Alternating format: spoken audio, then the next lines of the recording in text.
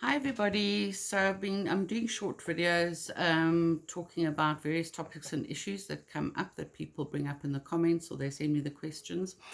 And one of the questions the other day was from a lady who wanted to know about children and psychic or intuitive abilities when it comes to children. Now, children are definitely more open, more aware of not only the spiritual realms but other dimensions and planes around us, because those do exist other than the spiritual. And they're aware of people who've passed over more and other beings. They are more aware, just as animals are more aware. Now, I think everybody is born with intuition. I don't think there's a person on this planet that hasn't thought of somebody and next thing they phone, or they see them in the supermarket, or they've had a vibe and something happens. So I think we're all born with intuition, but I think people are born, just as some people are born with a particular gift for music or art or writing, or they're particularly good at sports. So it is with psychic abilities and intuition. Some people are born with raised intuition. It's higher than the average.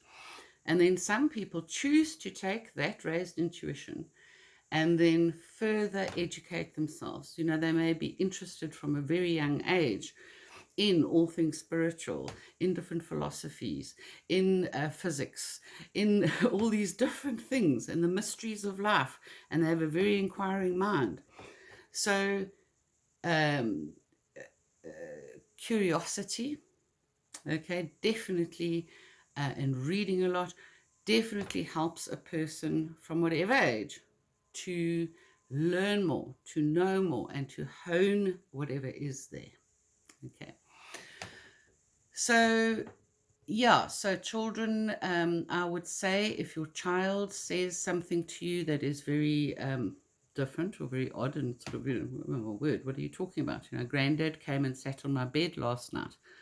Yeah, they probably did see Granddad, who passed away last year.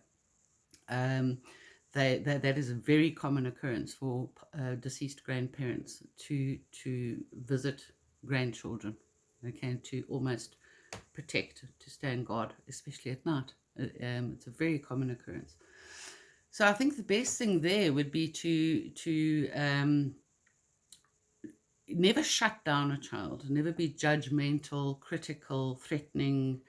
Um, you know, no matter what your belief system is, I think it's incredibly damaging to say to a child, you are wrong, or you are evil, or you are, this and that.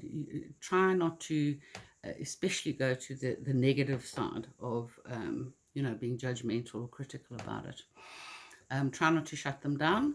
Just say, oh, really? What did you say to them? What did he say to you? What did you look like? What was he wearing? Whatever. And then just leave it at that. Let the child be. Don't force it. Don't try and push it in a certain direction. Just let it be. Let the child be.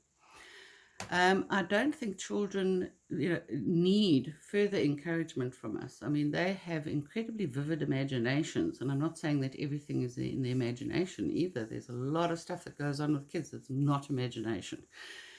But imagination and curiosity are two things we really should encourage in our children.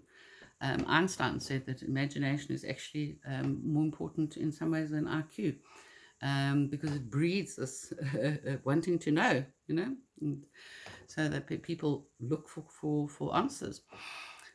However, I don't think we should jump on the bandwagon when a child does come out with these things. I don't think that you should lead them further in that direction.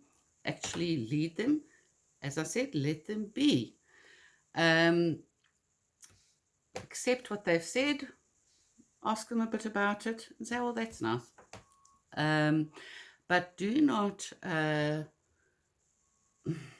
can I say, don't encourage them to get too carried away with it, because then you could land up with a bit of a problem.